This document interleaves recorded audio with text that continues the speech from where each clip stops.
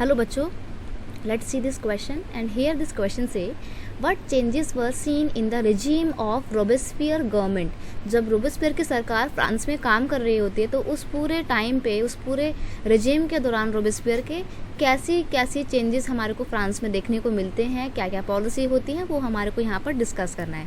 देखो, सबसे पहली बात, जो ये रोबेस्पियर थे ये कौन थे? जैकोबिन क्लब के हेड थे, ठीक है। और इन्होंने फ्रांस में 1793 टू 1794 के दौरान क्या करा था? पूरे फ्रांस में रेन ऑफ टेरर इस्टेब्लिश किया था। यानी कि एक ऐसा टाइम जब जो भी रोबेस्पियर के खिलाफ कुछ भी बोलता था, कोई भी जो इनके अगेंस्ट में कुछ बोलता था, तो ये क्या करते थे? उसको जान से मरवा दिया करते थे, ठीक है। तो ये थी रोबेस्पियर की सरकार। अब देखते हैं रोबेस्पियर की जो गवर्नमेंट थी उसमें कौन कौन से चेंजेस आते हैं। तो सबसे पहला चेंज होता है, laws were issue placing a maximum ceiling on wages and prices. यानी कि एक मैक्सिमम प्राइस जो है वो डिसाइड कर दिया गया था कि कोई भी सामान इससे ज़्यादा रुपए में नहीं बिक सकता है, सिर्फ फाइनली इतने रुपए का ही बिकेगा। इससे कम में तुम बेचना चाहो तो बेच सकते हो, लेकिन ज़्यादा में नहीं बेच सकते हो।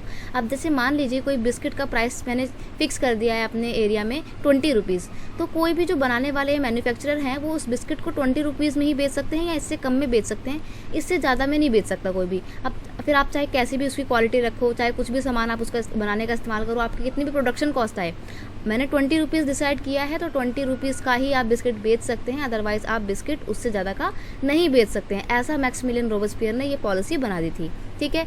एक और था, meat and bread were ration. यानी कि मीट और ब्रेड जो होता था उसकी राशनिंग कर दी गई थी। Peasants were forced to transport their grain to the cities and sell it at the fix price that were decided by the government. यानी कि लोगों को बोला गया, लोगों को फोर्स किया गया कि आपका जो भी सामान है, सामान क्या मतलब जो भी आपका ग्रेन है, जो भी आपकी एग्रीकल्चर प्रोडक्शन है, आप उसको ट्रांसपोर्ट में रख के सिटीज़ ले जाइए, ठीक है, और वहाँ पर उसको बेचिए जाके। और आप बेचेंगे सिर्फ गवर्नमेंट के द्वारा डिसाइड किए हुए प्राइसेस पे ही, अपनी मनमर्जी दाम आप कुछ भी नहीं लगाएंगे। जो गवर्नमेंट ने डिसाइड किया है आपको उतने रुपए में बेचना पड़ेगा। अगर आप नहीं बेचेंगे तो फिर आपको आपकी जान से हाथ धोना पड़ेगा। ऐसा मैक्सिमिलियन रोबेस्पियर ने जो है लोगों को फोर्स करना स्टार्ट कर दिया था, ठीक है।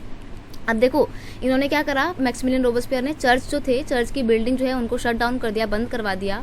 And building were converted to the barracks of offices. और उन चर्च की बिल्डिंग को बंद करवा दिया और चर्च की जो बिल्डिंग्स थी उनको अपने लिए, अपने काम के लिए इस्तेमाल में लाना शुरू कर दिया। उनको उन चर्च के बिल्डिंग्स का ऑफिस में उनको कन्वर्ट कर दिया गया, बैरक्स बना दी गई गवर्नमेंट की, ठीक है।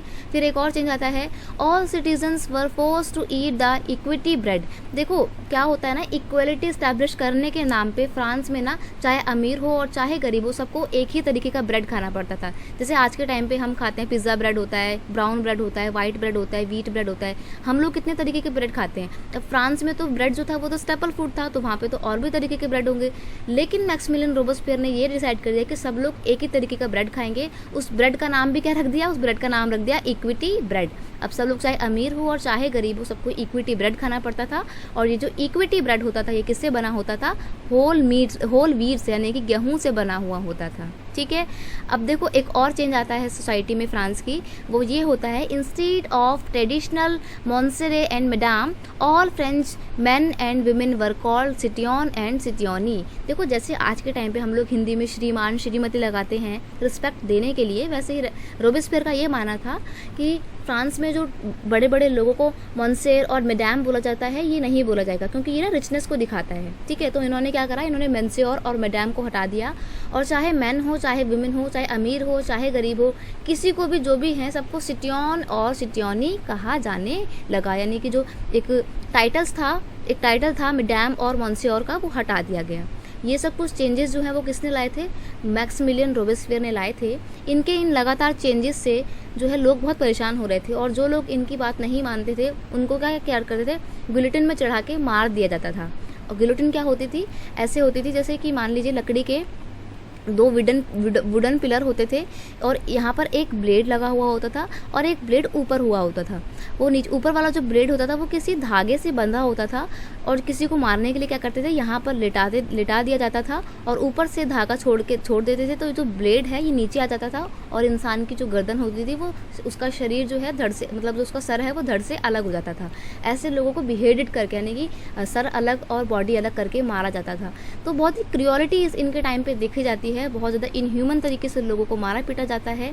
सिर्फ 1 साल के दौरान पता है कितने लोग मारे जाते हैं? 15,000 के करीब जो लोग हैं वो मारे जाते हैं। तो सोचो कितना बड़ा नंबर है ये।